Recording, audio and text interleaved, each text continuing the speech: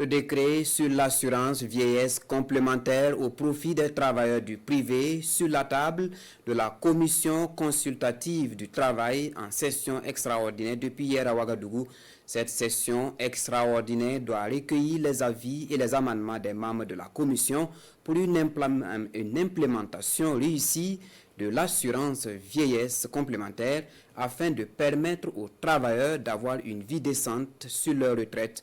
L'ouverture des travaux de la session avec Konsoun Koulibaly et Issa Kanana. Cette session extraordinaire de la commission consultative du travail est consacrée à l'examen du projet de décret sur l'assurance vieillesse complémentaire au profit des travailleurs salariés et assimilés au Burkina Faso. Un décret avec des innovations majeures, mais avant son introduction en Conseil des ministres pour adoption, il faut bien recueillir l'avis motivé et les amendements des membres de la commission consultative. Et c'est tout le sens de cette rencontre de 2 jours. La loi sur la sécurité sociale a fixé un plafond pour les cotisations. Et ce plafond est de 800 000.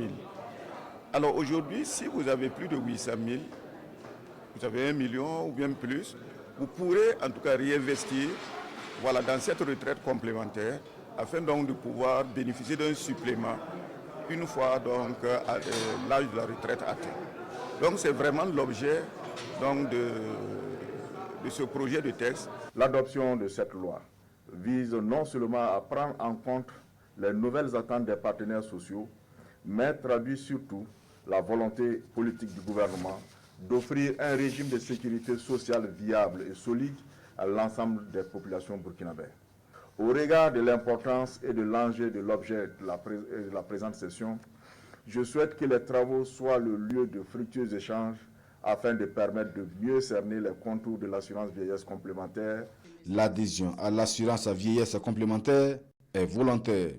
Une rencontre qui traduit donc l'ambition du gouvernement burkinabé de veiller à davantage améliorer les conditions de vie des travailleurs, notamment ceux du privé, durant leur retraite, selon le ministre en charge de la protection sociale.